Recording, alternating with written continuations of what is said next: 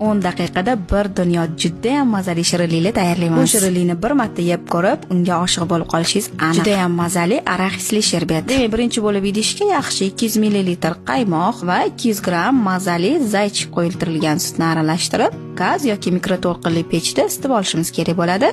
Gazga qo'ysa bo'ladigan tegi qalin chuqur idishga 300 gram shakarni solib, past olovda eritib olamiz. Olov baland bo'lishi kerak emas, aks holda shakar kuyib, taxir bo'lib qolishi mumkin. Shakar erib, shunaqa qizg'ish rangga kirganida unga tayyorlab qo'ygan qaymoq va quyiltirilgan sutni asta-sekin aralashtirib turgan holda qo'shamiz. Mana shunaqa ko'pirib, toshib ketaydi. Shu payt sal ehtiyotkorroq bo'lasizlar. Endi bunga 100 gram sariyog' va yarim choy qoshiq tuz qo'shib, quyilgunicha pastroq olovda qaynatishda davom etamiz. Qanchalik mazali sariyog' ishlatsanglar, shunchalik mazali bo'lib chiqadi. Men doimgidek qalliq sariyog'dan ishlatdim. Sherbet tayyor bo'lganini gradusnik yordamida bilishimiz mumkin. Past olovda massamiz 120 darajagacha ko'tarilishi kerak. Agar gradusnik tili bo'lmasa, sherbetni ozginasini muzdek suvga solib ko'rsanglar, sherbet aralashib ketmasdan mana shunaqa yumshoq iriska o'xshagan holatda bo'lishi kerak. Gazdan olib, bunga 200 gram yer yong'oq qo'shamiz. Xohlasanglar boshqa o'zingizga yoqqan yong'oqlardan qo'shib yuborsanglar bo'ladi.